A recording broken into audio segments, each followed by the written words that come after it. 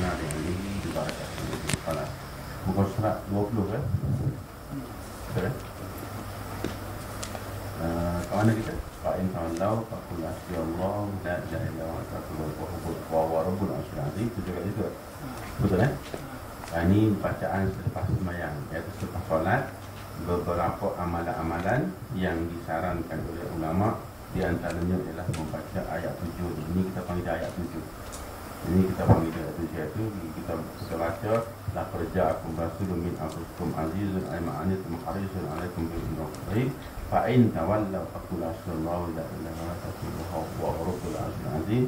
Maka diulang-ulang pada ta'ala tadi 7 kali. Saya buat 10 kali. Ini di sini 7 kali terulang lah ya. Jadi amalan ini dilakukan ketika kita selepas sembahyang solat 5 waktu. Khususnya ketika kita sembahyang maghrib, isya atau malam. Siang ni busy sikit.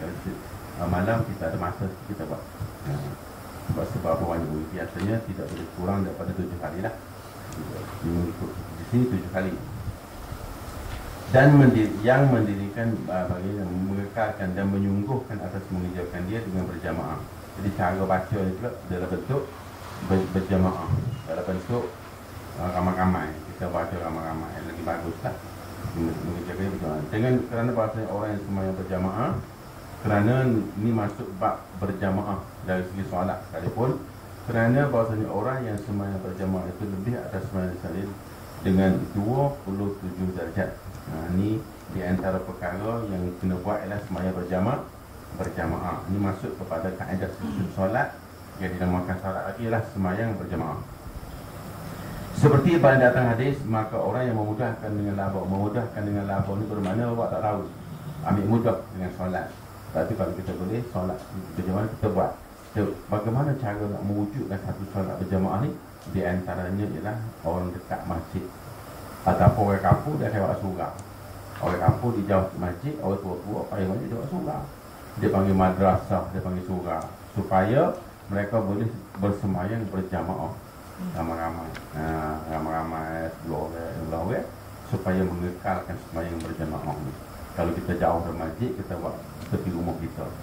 Kalau di Selangor dia panggil surau. Surau bawah jabatan. Tapi kalau kita sini kita keluarga kita lah, anak menantu kita, orang tua kita, buat dia betul berjamaah tadi. Boleh lakukan. Janji lebih 2 orang.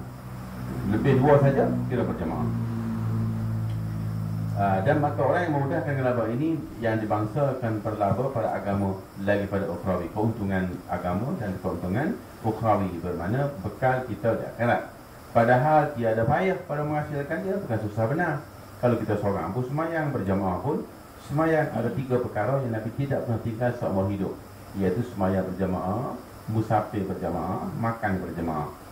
Yang mana makan berjamaah ni ialah tidak dihisap. Makanan itu tidak dihisap. Mana kok kita makan berjamaah, Nabi janji makanan itu tidak dihisap. Sebab tu Nabi tidak pernah tinggal 3 perkara. Pertama sembahyang berjamaah, yang kedua bermusafir berjamaah, dan ketiga makan berjamaah. Kat rumah kita selalu makankan dengan keluarga kita. Janji berjamaah. Kalau boleh pakai talam, kalau boleh beli talam kecil tu, sak-sak tu. Petai juga apa ni sama belajar boleh bukan ke sekor kat rumah. Sekarang ramai simple, tak payah dibingkan. Tapi kita nak buat je tu susah lah. Apa rumah kita kena apa mak kata Allah malu orang kan, itulah cara yang Nabi buat. Ini dia pun dalam buat ilmu berkerma sekalipun Nabi makan dengan cara tu. Tapi jangan pula kita khoyak kita pula. Kita tengok hadis Nabi makan dengan 3 jari. Memanglah 3 jari secara Nabi makan, tetapi dia makan apa? Makan buah kurma. Buah kurma bagaimana pakai 3 jari ya. Pakai nak pakai buah kurma lagi ni. Buah kurma apa begitu.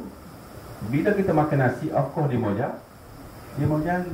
Saya pernah ikut satu kumpulan cerita, rasa sedih tak. Dia pakat makan 3 jari buat dia. Makan nasi 3 jari. Buah putih nak masuk. Nabi makan 3 jari dia. Ni hadis. Macam apa nak buat? Orang bersunnah ke Quran hadis lah tu lah. Dia tengok 3 jari buat dia.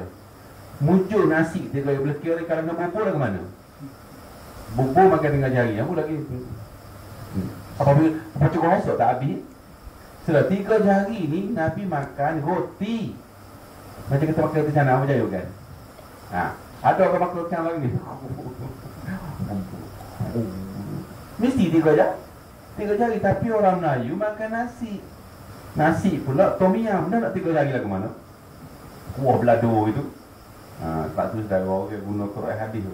Al-Quran was sunnah ni masalah besar. Masalah besar. Dia tengok 3 jari, dia 3 jari buat dia. Dia tengok hadis Nabi tidur dalam bantal menggunakan daun tamar. Dia nak cari daun tamar. Malaysia tak ada, dia ambil daun kelapa sawit. Dia isi dalam bandar dia. Ni dia, Nabi tidur, kelapa tamar. Boleh lemak. Dia kata kelapa tamar apa, daun kelapa sawit je. Nak cerita, orang berpegang pada Quran sunnah sekotok ni yang jadi masalah. Sebab tu kita Al-Quran, sunnah, ijma' dan qiyas. Misal kata Nabi pegang 3 jari, kita kira balik 3 jari makan apa? Oh, makan kurma. Makan apa? Makan roti. Makan apa? Makan kuih, buah-buah. Apa ni, buah anggur ke apa, takkan nak pegang cekok gini. Maka sebab itulah hadis tu sendiri kena nilai balik. Makan apa? Yang katakan 3 jari tu. Lepas tu jilat jari. Jilat jari, bukan kulur jari, jilat jari. Jilat jari ni dia ambil makanan dia. Jangan bagi ada melekat. Mereka ada melekat ambil. Ni dia popong. Buat jilat jari Allah. Itu bukan jilat jari, dia panggil kulur jari. Kulur jari. Nabi jilat jari, dia ambil makanan yang melekat kat tangan dia tu, roti-roti tu melekat-lekat dia ambil. Gitu. Dia ke dia, Nabi kulur jari, dia celup belum. Popong. Kalau saya tengok Allah, kuat sunnah Nabi. Pengamalan sunnah paling kuat saya tengok ketika lepas makan nasi. Lepas begitu juga dengan air basuh tangan. Air basuh tangan Nabi ambil ujung dia. Sebab ni mengambil air sisa-sisa di penghujung jari ni adalah memperelokkan penghadaman. Gitu. Bukan iruk, selok iruk. Allah, geli kita tengok. Jadi bila kita jadi macam ni, nak cakap apa? Kalau kita tegur, dia kata kita tidak ikut sunnah Nabi. Orang kerja Nabi je payah. Dia buat kerja Nabi, kita kerja biasa. Jadi payah masalah. Dia buat kerja Nabi, kita nak lari pun muka dia buat kerja Nabi. Kita buat kerja Tok Guru je. Dia beza jauh. Dia kulur cara Nabi. Kita ambil makan ni je, dia kulur berapa. Dia sedut soto dah. Ya Allah. Ada saudara saya, kawan saya, dia cerita lah. Dia ni baru bercerai dengan bini dia kuat tabligh lah. Jadi dia tidur dengan saya kat atas surau macam ni, madrasah besar lah. Duduk tengah lebih kau bangun. Nak ke mana tu? Saya kalau tak ada dakwah, saya sekali kata saya tak pergi tu. Kata nak pergi dakwah. Dia turun dia ketuk setiap kabin. Assalamualaikum. Gila orang kata pun. Lepas tu dia pergi kena 10 kabin, dia balik. Baru jenis baru tidur. Sekejap lagi jangan patah tidur. Orang boleh dia tak sekolah kan, baru boleh tidur. Punya kuatnya sunnah. Tak boleh tidur kan dekat ketuk 10 tidur. Dia pakaikan pelakat putih, baju putih. Saya sokok dia turun. Nak ke mana? Saya kalau tak ada dakwah 1 hari dah tak boleh tidur. Dia dakwah dia ketuk musai dia. Okey, biar ni dia. Bila fahaman sudah melekat saudara, itulah jadinya. Dia berasa itulah dia sunnah Nabi yang sebenar-benar sunnah. Sampai pelakat orang nak tidur tak boleh. Dia ketuk tu pula bukan orang kafir saudara. Kadang-kadang ustaz, kadang-kadang cikgu sekolah. Dia sendiri yang baca Quran tak boleh. Budak tadi tu dia dekat pucuk sekarang tu. Dia main dia dekat pucuk. Dengan khabar tu bini dia tutup muka dengan botol panas putih. Saya tak tahu duduk kat mana, tapi dengan khabar duduk kat pucuk. Masa saya dengan dia duduk kat Singapura. Jadi jangan memang dia itu bukan begitu ya. Dakwah lah. Dakwah ni bermakna bermula daripada sekecil-kecilnya, ambil sampah tengah jalan, buang. Katakan batang maci di tengah jalan, ambil buang. Itu paling kecil dakwah. Paling besar dia jihad fisabilillah. Ambil dah hak mana nak buat. Mungkin saya nak pergi tegur orang buat salah, jangan curi barang orang, terus pulang. Sebab dakwah ni dia tak ada limit. Dia tidak ada skop yang wajib cakap mana tak tahu. Asal kita buat saja kena dakwah. Begitu, tidak kata kena dakwah kena masuk 10 orang Islam. 8 saja dosa besar. 9 insya-Allah 10 baru surga. Tak ada. Nah, kita pergi cakap orang, kita dakwah. Paling kecil dia ambil sampah buang. Paling besar dia jihad fisabilillah. Betul dia punya skop dia. Dia tak macam solat. Inna salata kanat alal mu'minina kitaban mawquta. Sungguh solat atas orang mukmin itu satu tulisan yang tidak boleh diubah-ubah. Compulsory kena solat 5 waktu sehari semalam. Itu nama fardu ain. Adapun dakwah dia fardu kifayah. Banyak mana masa bila dia tidak terhad. Mungkin sekali seumur hidup ataupun kita cuma boleh tegur orang, jangan jom pergi masjid, sudah cukup. Dari segi nilai makna dakwah tadi. Hari ni sudah sebut dakwah, tu nak masuk orang Islam lah, orang kafir orang Islam lah, nak buat bahah ganti Ahmad Didat sampai. Dia boleh tanya pula, habis siapa nak ganti Ahmad Didat? Itu dia punya power tu. Bukan itu dakwah ni saudara. Kita ada anak dua, kita didik anak kita supaya dia kenal Allah, dakwah lah. Itulah dakwah. Kalau ada isteri dakwah tak isteri. Sekup ataupun bidang kuasa kita setakat mana yang diberi oleh Allah Subhanahu Wa Taala. Tidak kata nak kena takluk Palestin atau tawan apa ni Syria begitu. Bidang kuasa yang ada pada kita. Mana yang kita tidak mampu, la yukallifullahu nafsan illa wus'aha. Takkan itu ustaz-ustaz tak ajar dengar. Kuasa kewajipan adalah berdasarkan skop kebolehan kita. Skop kebolehan kita, kan? Padahal tidak payah pada menghasilkan dia dan tidak patut mencapaikan dia, maka adalah orang itu orang yang memudahkan agamanya. Kalau main-main, tidak ambil berat. Sebab tu saudara, kita bersungguh-sungguh sangat nak buat surau, nak buat tempat belajar. Di antaranya ialah kita tidak mahu tinggal berjamaah dalam solat, berjamaah dalam belajar, berjamaah dalam makan, berjamaah dalam musafir. Ketiga-tiga ni kita akan boleh buat sekiranya kita ada jamaah. Buka puasa 4 talam, 5 talam, 4 talam setiap hari. Hari kelas kita. Tapi kalau kita duduk kat rumah, paling tinggi kita buka puasa rumah kita kalau ada. Kalau ada. Sebab Nabi nak minta kita makan berjamaah. Ambil rumah tu, rumah hari-hari boleh, balik ni boleh tak, misalnya tu. Tapi bagaimana pula dengan majlis sembahyang berjamaah? Nak sembahyang paling minimum seorang ataupun satu, belakang satu, cukup dari segi berjamaah dia. Jadi kita kena arrange. Sebab tu kita buat satu kumpulan. Sentiasa kita boleh buat mengaji berjamaah, sembahyang berjamaah, musafir berjamaah. Dan orang yang sentiasa berjamaah ini sekalian, Nabi jamin akan memasuki syurga ku, pilih pintu mana yang dia suka. Ini kekuatan jamaah. Dan memudahkan kata, dan lagi kata setengah ulama fardu kifayah. Kata setengah ulama semayang berjamaah ni fardu kifayah.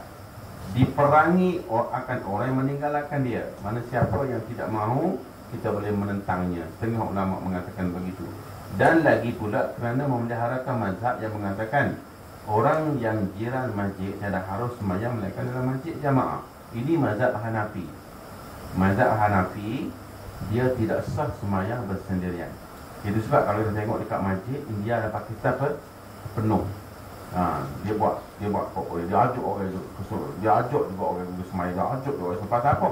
Pasal dalam mazhab dia sembahyang di rumah tidak sah. Dia mesti sembahyang berjamaah, wajib bagi dia.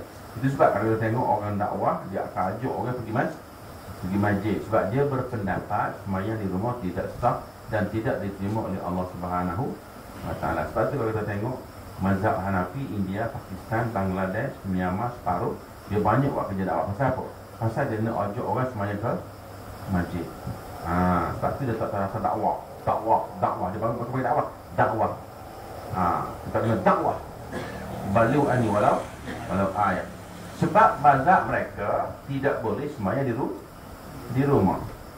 Saya pernah ada cover, saya tengok satu kumpulan orang Bangla keluar pergi masjid, berjalan kaki sejauh 1.5 km. Jadi banyak saya tanya, buat Bangla ni sembahyang apa dia? Ada ustaz tupik mari lagi sembahyang jemaah. Saya kata apa? Mazhab Hanafi dia tak ada sembahyang ya. Wajib berjamaah mazhab Hanafi.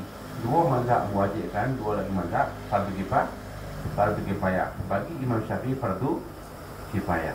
Maknanya adalah jemaah sudah ada kumpulan mendirikan, maka yang lain lepas dosa.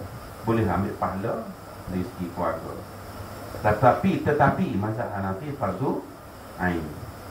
Sebab dalil dia Nabi tidak pernah tinggal semayang berjamaah. Tapi bagi Syafi'i pula Nabi tidak mewajibkan semayang.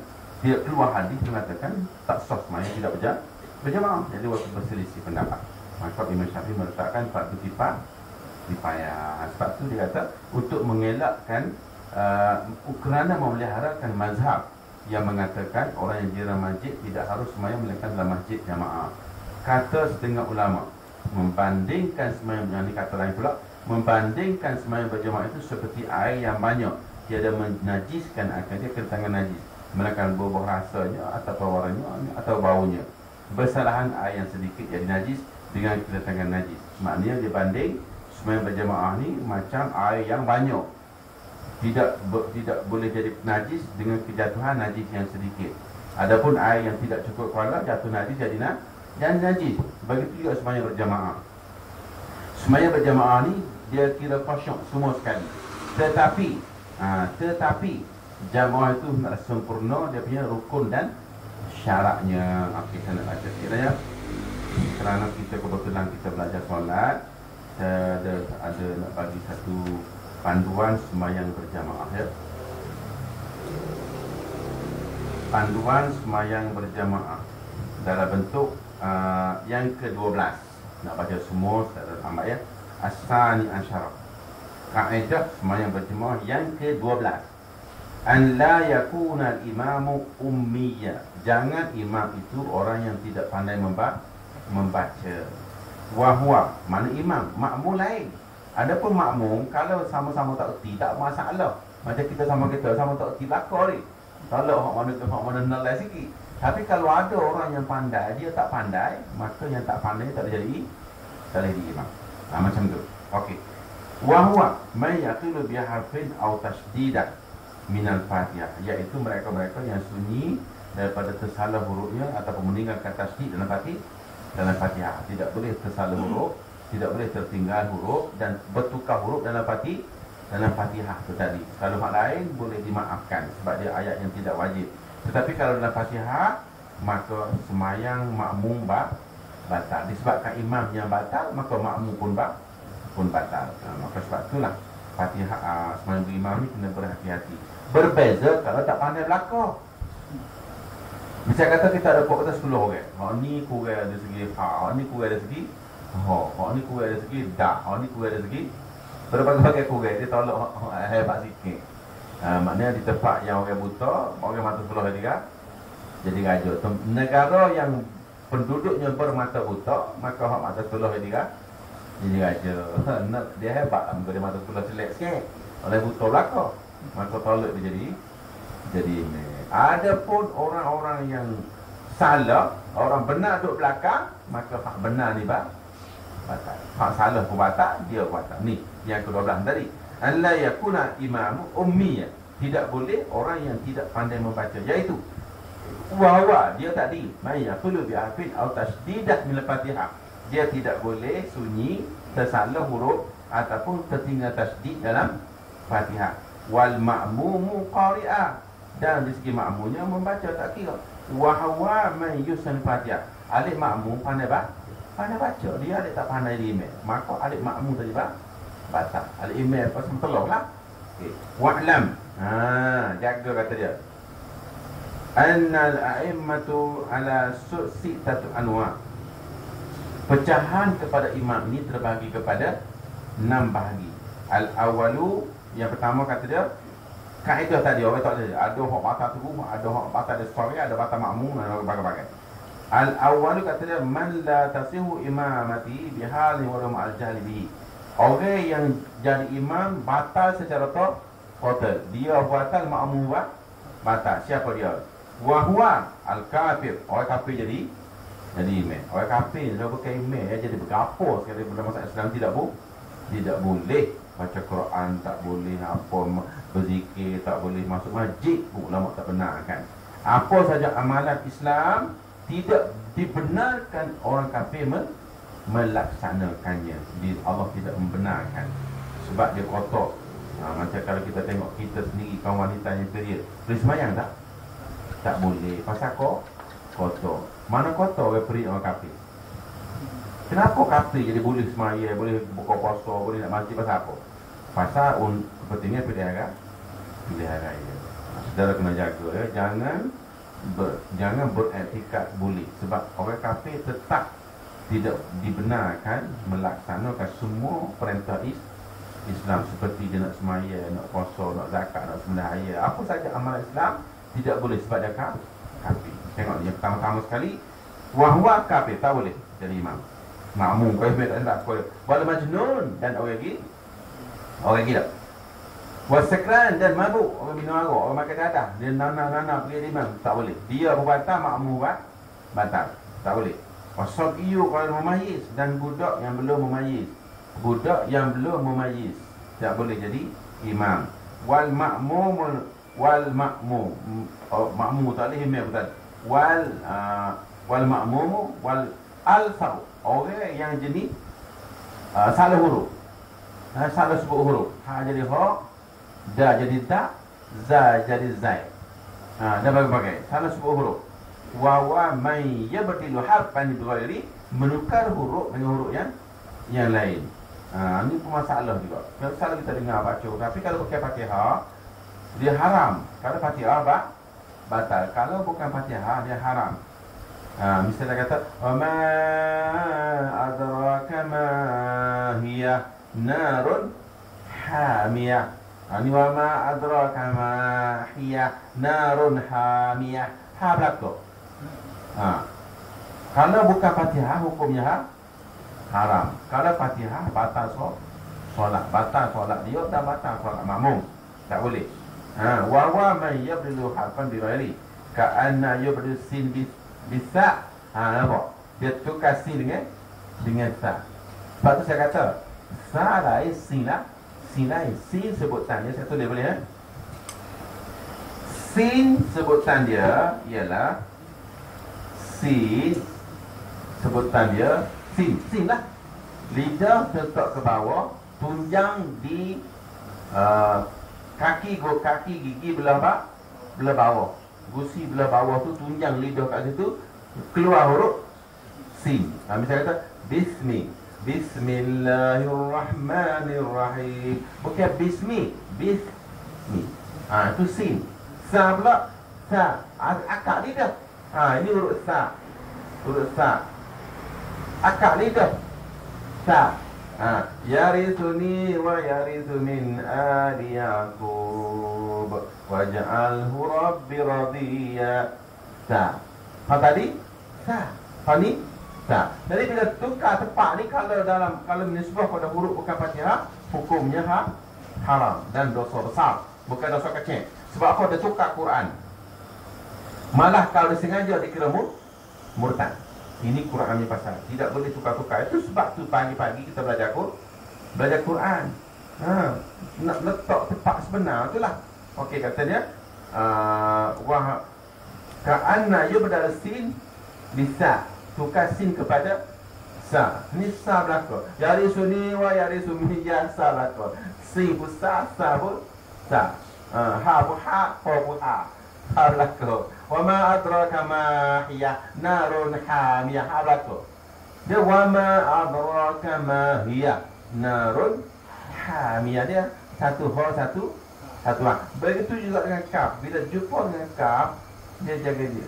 Kadang-kadang kita tersasut sebab terpengaruh dengan huruf isti'la di depan dia. Seperti wa wajadaka dhallau fahada. Wa wajadaka dha. Ni dia mak lazim, kali ni musaqqal. Wa wajadaka dhallau fahada. Kita akan terpengaruh dengan ta. Kita akan sebut wa wajadaka dha. Maka bermakna kita sudah tukar waw kaf kepada kaf. Wa wajadaka dha. Jadi sepatutnya wa wajadaka dhallau fahada. Wa wajadaka bukan wa wajadaka. Wa wajada Kah. Makna nanti nak jaga sin jangan jadi sa, kaf jangan jadi qaf. Maka itu benda ni kita panggil dia inhiraf ataupun tahrif, menukar huruf kepada huruf lain. Hukumnya haram. Tetapi kalau Fatihah batang jaga ya. Wa man yalhanu fi Fatihah lahnan yughayyirul makna. Dan siapa yang pelik dalam baca Fatihah, dia boleh mengubah makna. Apa tak ubahnya? Bila huruf tukar jadi ubahlah makna dia. Bertukar huruf, bertukarlah makna dia. Macam saya kata tadi tak? Iza. Iza. Satu lagi Iza. Satu lagi Iza. Hak ni Iza. Hak ni Iza. Hak ni Iza. Jadi kalau kita start sempurna, Iza belakang. Iza zulzilatil duzil zala. Ambil kata apa tak pada. Sepatutnya Iza zulzilatil ardu zilzalaha. Iza jaa nasrullahi wal fath. Iza. Kalau kita kata Iza jadi Zai. Makna sudah lari. Hak ni pula ulaika humuz zalimun. Ulaika humuz zalimin. Ulaika humuz zalim. Bukan za. Kalau kita kata za dia jadi hak ni. Maka kalau kita panggil Mekza, kena boleh ni. Kalau Mekza tu dia ni. Kalau Mekza tu dia ni. Dia tiga ni tak sama belakang ni. Hak ni Mekza. Hak ni dia macam apa lagi? Rambut keriting. Kalau kita panggil Mekza, hak ni hidung kepek, rambut lurus. Hak ni Mekza. Hak ni orang asli dari mulut tebal. Jadi kita tengok panggil apa? Mekza keluar ke lain. Mekza keluar ke lain. Mekza keluar ke lain. Ni. Tapi za belakang tiga-tiga. Ulaika humuz zalimun. Salah. Ulaika humuz zalimun. Itu dia. Wattini wazzaitun. Macam tu Jadi jaga huruf dia. Kita sebab tu kita baca pelan-pelan. Inna anzalnahu fi lailatul qadr wa ma adra. Bukan adra. Dal adalah bahasa Arabnya ialah dal. Dal. D-H-A-L. Dal. Kalau kita sebut D-A-L, maka ini salah. Cara belajar dia, budu ada, budu tak ada, dah bodo. Itu huruf dal. Cara nak training huruf dal, budu ada, budu tak ada, dah bodo. Itu huruf dal. Hari ni kita tak ada. Ada ke tak ada? Tak ada. Itu bukan dal. Itu dal orang Melayu. Tetapi dal bahasa Quran ialah dal. Maka kita kena tepuk betul-betul lah. Iyyaka na'budu wa iyyaka nasta'in. Ihdina. Jangan pakai ihdina. Ihdina siratal mustaqim. Siratal ladzi. Siratal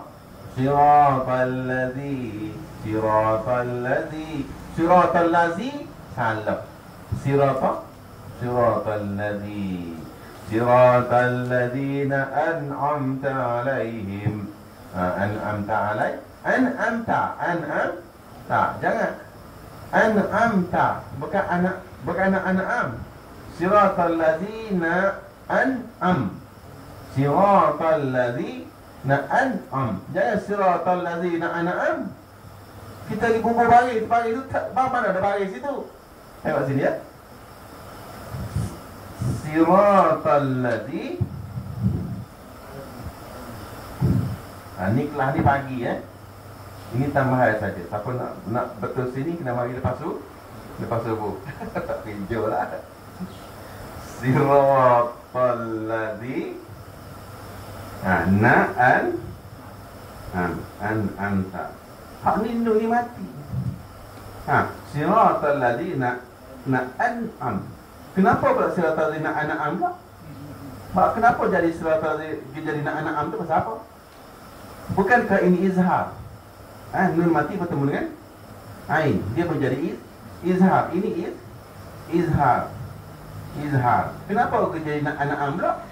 Sejak bila nun ada balik? Maka di situ kita panggil dia inhiraf, menukar huruf. Bahaya. Sebab apa? Sebab bertukar makna dia.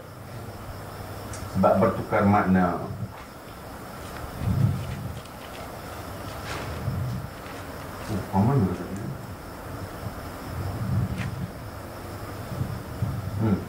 Bi'ibrati wa man yalhanu fil Fatihah lahnan bighairi yughayyir makna. Siapa yang baca Fatihah dengan pelat, maka dia akan mengubah makna. Mengubah makna batal solat. Batal imam dan batal makmum.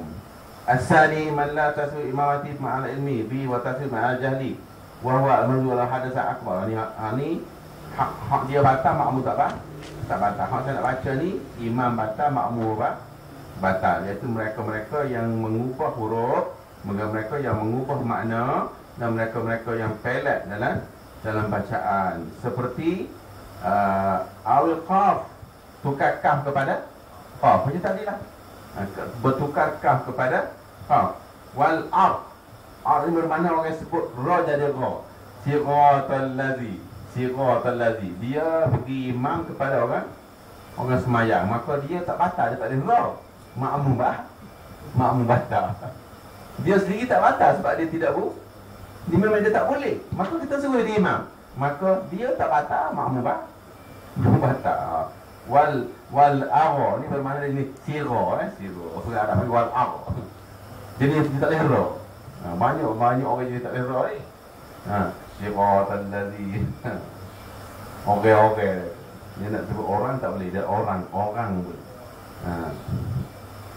Wa huwa man yarfa'u fi ghairi mahalli idgham ibdal ka ayyakulu. Dan dia ni dia jenis ni jenis tukar tepat ni, dia dikenali dengan nama awal tadi. Di antaranya ialah yakulu muntaqi, seperti muntaqi dia tukar nun. Dia ditukar jadi nun. Sepatutnya muntaqi, muntaqi. Habislah. Sebab situ tahu saja bi ibdal sinta wa idghamha pita. Dia pergi di situ muntaqi. Jadi tepat tu jadi nun. Maka batal lah. Wa man yara Fatihah bi ghairi fi Fatihah lahnan yughayyir makna. Siapa yang membaca Fatihah yang pendek tadi, dia akan mengubahkan makna. Ini saya baca selingan saja ya. Itu yang ke-12. Yang belah-belah lain kali. Saya petik satu saja yang ke-12. Bermakna sebelah hari kita tak baca. Ini kitab lain. Okey, kenapa cuma tadi? Oleh sebab kita nak mengelakkan daripada baca kita batal, maka kita cari orang yang lebih alim, lebih baik bacaannya jadi imam. Maka oleh sebab tu kita tak betul pun dikira sebagai satu jamaah, maka kira betul belaka. Itulah dia punya kelebihan sembahyang berjamaah ni. Dia ibaratkan macam air yang banyak. Mana kedatangan najis tidak berubah kepada kesucian air. Begitu sembahyang berjamaah tadi, kesalahan kita disebabkan kita tidak pandai membaca, tidak dikira sebagai salah. Begitu. Atau bahawa kesalahan air sedikit jadi najis dengan kedatangan najis, jikalau tiada berubah rasanya atau baunya sekalipun. Dan demikian lagi syaitan kuat ia atas orang yang sembahyang sendirinya. Syaitan kalau kita sembahyang seorang ada godaku, dia kuat, dia atas kiri kanan depan belakang atas bawah. Yang tidak kuat ia atas orang yang sembahyang berjamaah. Bila berjamaah saja syaitan tidak berupaya, dia lemah longlai. Buat ilmu kita dalam perjuangan kau, buat ilmu kita dalam belajar kau, buat ilmu dalam kita beribadat kau, makan minum kau, musafir kau. Bila kita berjamaah saja syaitan longlai. Sebab tu dalam masalah air maka tadi kata orang-orang yang keluar daripada berjemaah bagaikan seekor kambing yang keluar daripada kumpulannya, amat senang untuk ditangkap oleh serigala. Maka sebab itulah kita sembahyang berjemaah, belajar berjemaah, musafir berjemaah, makan berjemaah, supaya tidak dapat diserang oleh syaitan. Syaitan tidak dapat menyerang orang yang dalam jemaah, termasuk solat. Dan demikian lagi orang yang sembahyang sendirinya itu tiada surat melainkan barang yang diakalkan dia. Kalau kita sembahyang seorang tidak diberi pahala melainkan hak kita khusyuk saja. Ada pun sembahyang berjemaah, besok kosong tak kosong pun diberi pahala. Ni dia nak kira sembahyang berjemaah punya hak. Ketika kita sembahyang berjemaah, malaikat turun. Allah Ta'ala kata, wahai malaikatku, pergi cek tengok imam tu kosong atau tidak. Malaikat kata, ya Tuhanku, imam kosong. Maka hak lain kira kosong automatik. Wahai Tuhanku, imam tak kosong, khoya. Ya malaikatku cek hak baris pertama, ada kosong ke tak? Cek jumpa sore hak kosong. Ada sore tu aku, maka hak lain kira kosong berlaku. Cek baris pertama tak kosong, cek baris kedua. Akhir sekali tak ada berlaku, ujung sekali hak baru siapa kosong. Itu dia. Maka jumpa sore hak kosong, maka seluruh jamaah terkira kosong. Ini semua berjemaah punya hal. Baru 27. Sebab itu kalau kita tengok di masjid-masjid, kenapa ramai orang Bangla dengan Pakistan mengajak orang pergi masjid atas nama dakwah? Sebab mereka tidak boleh sembahyang di rumah. Dia berpendapat orang-orang Islam sudah lalai daripada sembahyang. Maka sebab itu dia ajak pergi masjid. Maka kita betul ikut semua dakwah apa. Dia nak cerita ajak sembahyang saja. Orang lain lawan dia. Sebab mazhab Syafi'i tidak wajib, dia patut kifayah. Dia tak, dia patut ain. Saudara sekalian.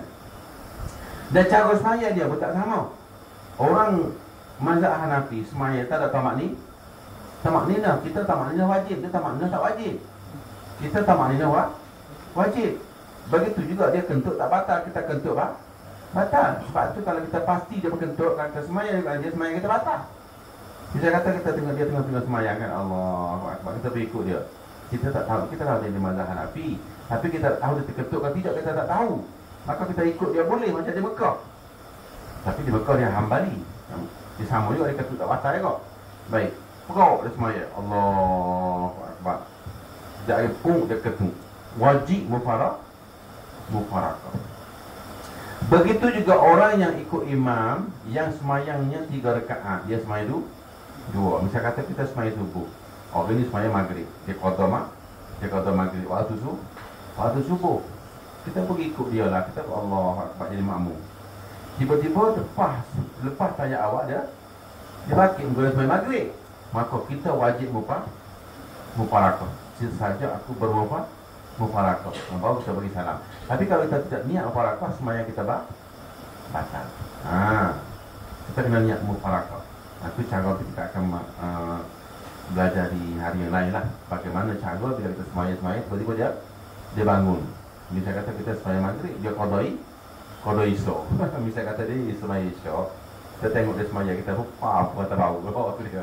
Kita semayang maghrib, dia qada isya. Tiba-tiba kita baca tayat akhir, dia bawa bangun. Macam nak buat? Maka wajib mufarakah. Kalau kita tidak niat mufarakah, semayang kita batal. Sebab dia semayang isyak lebih 1 rakaat. Dan satu lagi, apabila imam bangkit baca Fatihah, dia kekal sujud, maka orang ini batal solat dia. Ini banyak berlaku di masjid-masjid ya. Imam bangun tahiyat dia sujud tak bangun. Lebih daripada 3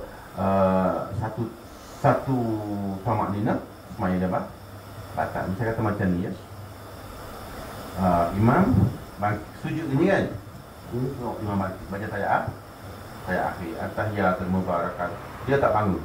Dia tak bangun. Melebihi jarak Fatihah, semayang dia batal. Sebab apa? Putus mualak dengan imam. Putus mualak dengan imam. Sebab masa niat tadi Allahu Akbar sahaja aku ikut imam. Tetapi bila imam baru baca tahiyat, dia kekal sujud. Pasal ustaz-ustaz ajar doa masa sujud imam makbul, dia pakai doa apa dia. Wow. Kadang-kadang kita bagi salam, dia tak bangun lagi. Semayang macam ni saudara, kalau mengikut kepada pengajian ilmu fiqh, kaedah semayang, memutuskan pergerakan dengan imam, hukumnya batal. Kalau nisbah pada pergerakan, 2 rukun yang pendek sahaja sudah cukup untuk batal. Berpisah dengan imam hanya 2 rukun yang pendek saja sudah batal. Macam kata dia jatuh ya. Imam rakam, Allahu Akbar, dia tak rakam, okey? Dia tak rakam. Sami Allahu liman hamidah. Dia tak rakam, dia macam Fatihah lagi. Allahu Akbar saya semuanya dia batal. Sebab apa? Meninggalkan 2 rukun. Apatah lagi orang baca tahiyat dia tak pakai bakit. Apatah lagi orang baca tahiyat dia tak pakai tak pakai bangkit. Bukan saja 2 rukun, dekat dengan 8 rukun. Sebab tu kalau kita niat imam, jaga. Ada kaedah imam. Hukum tu nama dia hukum Qudwah. Hukum ikut imam, nama dia Qudwah. Hukum Qudwah. Ni kena jaga. Bukan suka-suka kita. Bila kata-kata aku ikut imam, maka berlakulah makmum dan imam. Hukum dia berlaku antara makmum dan imam. Berjalanlah hukum mu sebagai makmum, aku sebagai imam. Di antaranya tidak boleh miss 2 rukun yang pendek. Sama ada terlambat ataupun terawal. Ataupun terawal. 2 sahaja. Sebab tu nak berhati-hati. Macam mana kita nak cakap tak boleh kan? Hak pengajar tu master lah kau. Hak rokok ni kalau nak sujud secara boleh, tapi jangan ikut imam. Sembahyang seorang-seorang. Nak sujud sampai subuh pun tak apa. Habis dah kita ikut imam. Imam kalau imam rokok, imam sujud untuk baca sujud sahwi pun makmum wajib sujud. Bisa kata imam dia terlupa baca kunut. Makmum dia tak terlupa, yang lupai imam. Makmum tak sunat sujud, mungkin dia tak lupa. Tetapi dia sujud sahwi, maka makmum wajib sujud. Apa pasal? Sebab masa tadi Allahu Akbar saja aku sembahyang subuh ikut imam. Maka imam sujud sahwi kena sujud sahwi. Wajib sujud masa tu. Berdasarkan kepada aku ikut imam tadi. Kecuali imam melakukan perkara yang membatalkan solat, baru tidak boleh diikut. Tapi selagi benda tidak batal solat, makmum kena ikut. Boleh nak kata melainkan barang yang diakalkan dia sahaja. Kalau kita sembahyang seorang, yang khusyuk sahaja diberi pahala, yang tak khusyuk tidak. Tetapi kalau berjamaah, khusyuk kau tak khusyuk kau diberi pahala penuh. Tu bezanya. Dan sembahyang dan jemaah itu disuratkan bagi sembahyang sempurna. Jika tiada akalkan, kalau kita tidak khusyuk pun tetap dikira sembahyang yang sempurna. Dan lagi sembahyang berjamaah itu tali yang disuruh kita berpegang dengan dia dalam firman Allah Ta'ala, wa tasbih bihamdihi jami'ah. Berpegang dengan perintah Allah jami'ah. Bermakna dalam menjalankan perintah Allah mesti dalam bentuk jamaah. Wa imam kita nak mengaji, wa imam kita nak solat, wa imam kita nak berjuang, wa imam kita nak berjihad, wa imam kita nak buat sekolah, wa imam buat apa, mesti buat dalam bentuk kumpulan. Wa tasbih bihamdihi jami'ah, termasuk solat. Sebab tu saudara, ulama-ulama dia membenarkan kita sembahyang hajat berjamaah. Dia membenarkan kita sembahyang witir memang ada jemaah nak. Dia membenarkan kita sembahyang tabak berjamaah. Dia membenarkan kita sembahyang hajat berjamaah. Sedangkan sembahyang ini tidak disunatkan berjamaah. Tidak ada dalil sunatnya. Tetapi imam mengambil di antaranya wa tasbih billahi jami'ah. Dalam urusan berjamaah boleh dia buat. Termasuk sembahyang tarawih. Ada Nabi ajar mereka berjamaah, tak ada. Tapi kenapa Umar bagi? Sebab wa tasbih billahi jami'ah. Dia ambil waktu. Sebab tu setelah kata sembahyang jemaah maghrib, jemaah sunat hajat berjamaah, betul tak? Kita sembahyang sunat tasbih berjamaah, sembahyang apa lagi? Witir ada waris lah. Witir memang ada sunnah Nabi. Sembahyang taubat berjamaah, ini semua tak ada. Hak sunat berjamaah ni sembahyang raya haji, sembahyang raya puasa, sembahyang gerhana bulan, sembahyang gerhana matahari, sembahyang sunat witir. Sunat-sunat lain tidak disunatkan berjamaah. Tapi kenapa ulama buat? Sebab larangan tidak ada. Dan ada pula perintah wa tasbih bihamdihi jami'ah. Sebab tu Umar berani dia mengajak orang ramai melakukan sembahyang sunat berjamaah tarawih. Sebab dalil tu ada. Nak cerita bijak sahabat. Tapi mari pokok Wahabi Wengon ni dah Nabi tak suruh 20 kata dia. Macam-macam. Jadi berpegang kamu sekalian dengan tadi Allah, maka tiap-tiap orang lalai berpegang dengan tadi keseluruhan dan dalam bentuk jamaah. Di segi ulama mengambil dalil begitu. Lalai. Maka tiap-tiap orang yang lalai akan dia itu sebenarnya sangatlah besar, ia lupa akan masalah agamanya. Lalai daripada peringatan tadi, sangat besar, lupa akan masalah agamanya. Dan sedikit gemar ia menyuruhkan pekerjaan akhirat, tak minat dengan pekerjaan agama ni, maka tiada ketahui orang menuntut akan dunia, menanggung akan penat. Tengok orang cari dunia, betapa sanggup dia menanggung akan penat. Kita tengok dia kerja akan yang berat, berjaga malam, overtime sampai pukul 12. Tahu tak? bekerja sampai 12 jam, biru muka, nak cari sama seria, tapi berkenaan dengan semayang main-main dan berpanas sehari. Manakala hasil lah baginya maksudnya suku sejepuk. Suku sejepuk kalau kita sama seria. Hasil dapat tu suku sejepuk gitu. Daripada labornya, saya lupa segala menanggung payah-payah. Tak kira panas, tak kira susah, tak kira malam, dan dimudahkan segala yang payah-payah. Tak apa, susah pun. Dan membelangkan barang yang tercapai dalam labor dunia yang pana. Membilangkan barang yang tercapai dalam labor dunia yang pana. Mana tu kira untuk dapat hasil dunia yang sementara akan tuannya yang amat besar. Membelangkan tuan yang tunggu di akhirat yang amat besar, iaitu Allah, dan mengutamakan dunia yang apa? Yang pana, kata dia. Dan barang siapa tiada mengira-ngira pekerjaan ini bagi dirinya, tak kira hak mana lebih penting dua ni, dunia ke akhirat, maka bahawasanya adalah ia daripada Allah dibilangkan orang yang munafik. Tanda munafik ialah mengutamakan dunia dan meninggalkan akhirat. Tanda orang munafik iaitu membesarkan urusan dunia, meringan-ringankan urusan akhirat. Ini bahaya ni. Bahkan wallahualam, maaf hidayah. Assalamualaikum warahmatullahi taala wabarakatuh. A'udzu billahi minasyaitonir rajim. Alhamdulillahil alamin wa sallallahu alaihi anbiya wa ajmain. Allahumma ta'ala wa rasuliyatuna futuhal arifin. Allahumma ta'ala wa rasuliyatuna futuhal arifin. Allahumma ta'ala wa rasuliyatuna futuhal arifin. Wa sallallahu alaihi wasallam. Alhamdulillahil alamin. Soalan ke, sebab tu kita pagi-pagi kita konsentrate Al-Quran pasal ni lah. Pasal bila kita pergi jadi imam balik kampung kau, kat rumah kau, maka kita baca salah huruf tadi, maka orang di belakang kita batal.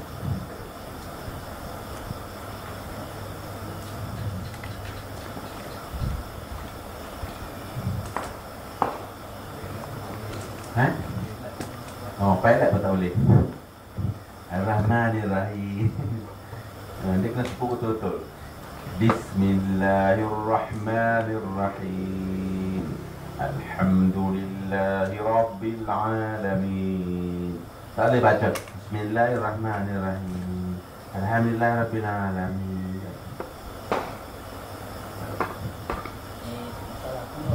Bunuh Imam lupa. Makmum tak nak sujud sahwi, tapi dia tidak mubarakah. Dengan tu bila dalam salam pun dia salah. Macam mana sujud sahwi? Makruh dan hilang tak ada pahala jemaah. Dia tak ingat mubarakah. Tapi dulu atau imam habis sujud sahwi, bila imam tahu dia salah. Dia boleh membawa kepada batal. Boleh membawa kepada batal. Pasal ingkar. Pasal ingkar gerakan. Ingkar gerakan, ingkar fi'li. Tapi kalau misalnya kata dia niat mubarakah, ambil lah, tak ada. Dia sendiri dia. Tak ada pahala lupa. Tapi kalau dia niat mubarakah, dia kena baca ayat, tak boleh tunggu. Maknanya tak payah tunggu imam. Dia kena sujud sendiri dia. Tapi kalau dia niat mubarakah, dia tunggu atau dia diam, dia batal. Sebab dia bukan makmum. Misal kata dia masuk dalam jemaah, dia bukan makmum kan. Yang dia Allahu Akbar, bismillah, dia Fatihah. Tapi dia niat mubarakah. Tapi dia tak rakak, dia diam je gitu. Semuanya dia batal. Nak pandai itulah. Semuanya dia batal. Sebab dia mubarakah tapi dia duduk lama. Sebab tu kalau kita semuanya duduk diam lama, batal. Kalau kita tak nak baca, kena rakak. Misalnya kata gini contoh ya. Al-Maghdubi amin. Imam tak rakak lagi, kita tunggu. Ambak nak imam rakak. Dia mubarakah ni. Maka semuanya dia batal. Semayang dia batal. Kerana putus mualat. Putus mualat. Tidak boleh berhenti tanpa apa-apa bacaan. Banyak.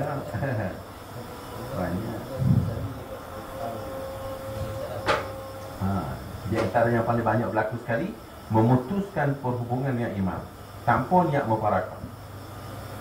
Imam sujud, dia sujud. Imam bangkit, dia tak bangkit. Dia tak bangkit sampai imam habis baca tahiyat.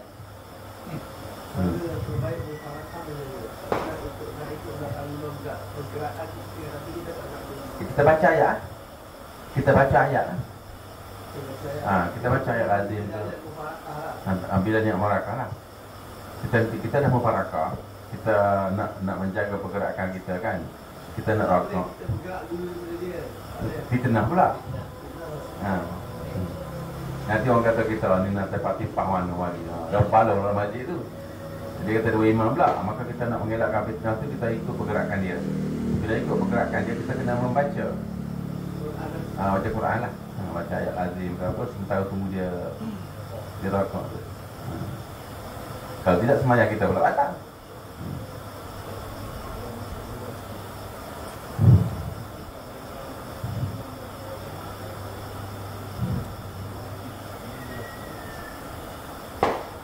Kena baca, tak boleh dengar, kena baca. Wajib baca Fatihah.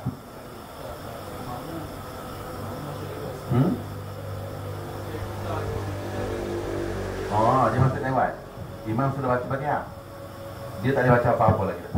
Tak boleh. Dia terus dengar saja. Sebab mendengar tu wajib. Baca iftitah sunat. Mendengar imam baca Fatihah tu wajib. Membaca doa iftitah tu sunat. Sebab tu kalau kita masuk lewat, tidak sunat lagi baca doa iftitah. Sunat iftitah sudah gugur. Sudah gugur. Imam dah baca surah, kita wajib Fatihah. Kalau imam dah baca surah, kita wajib Fatihah. Tak boleh baca Apa-apa lagi. Auzubillah pun tak boleh. Auzubillah pun tak boleh. Tak boleh. Bismillah sahaja. Auzubillah pun tak boleh dah. Sebab kita sudah miss. Sudah tertinggal part. Kalau dia masih lagi baca Fatihah, kita cuma duduk diam saja. Kan? Tapi tidak sunat baca doa iftitah. Doa iftitah sudah tidak sunat, sudah gugur. Sunat dia sudah gugur. Dan kalau sudah baca ayat lazim, dia wajib baca Fatihah. Yang wajib, auzubillah pun tak boleh. Kalau imam rukuk, kita terus ikut rukuk kan. Tak boleh kita terus habiskan Fatihah. Tak boleh. Kalau habiskan makruh kan? Meninggalkan rukuk pula. Mana imam rukuk, kita tak rukuk. Jadi ingkar fi'li. Ingkar fi'li dia panggil.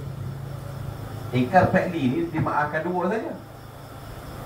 Dua betul-betul batal balik. Itu kita panggil ingkar fi'li. Ingkar qawli je kan. Sama juga ingkar qawli. Ingkar fi'li bermakna dia rukuk, kita tak mau rukuk. Okey, haram. Dia bangun, kita tak mau bangun, batal. Dua saja.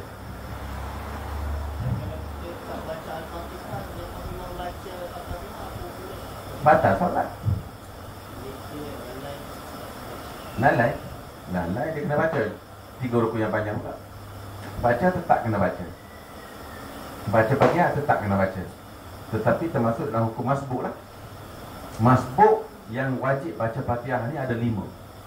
Dan kita dah azan. Mana dia lalai, tiba-tiba imam rukuk kan.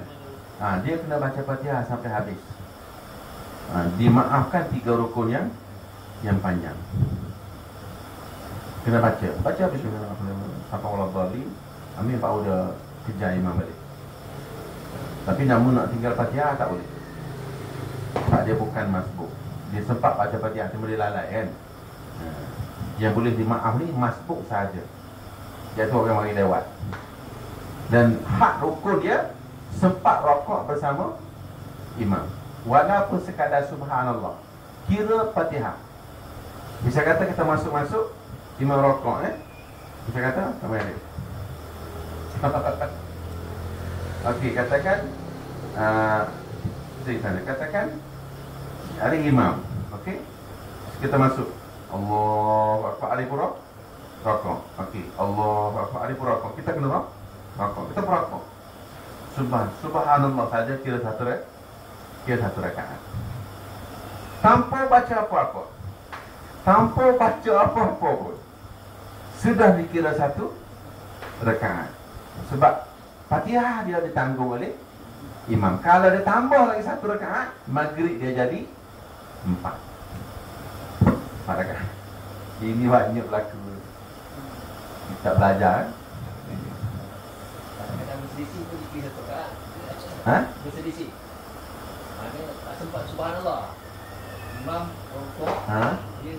dia pun nak rokok aja imam dah naik. Mana tak sebab subhanallah. Tak kira lah. Tak kira. Tak kira. Tapi Dia ambil satu, dia batal balik. Kalau tak sempat subhanallah, tak kira. Kira satu rakaat tu dia tak adalah. Gugur lah. Dia cuma nak bersama imam tu sekadar subhanallah. Sempat sekejap lah. Baru dikira baru dapat ambil satu rakaat.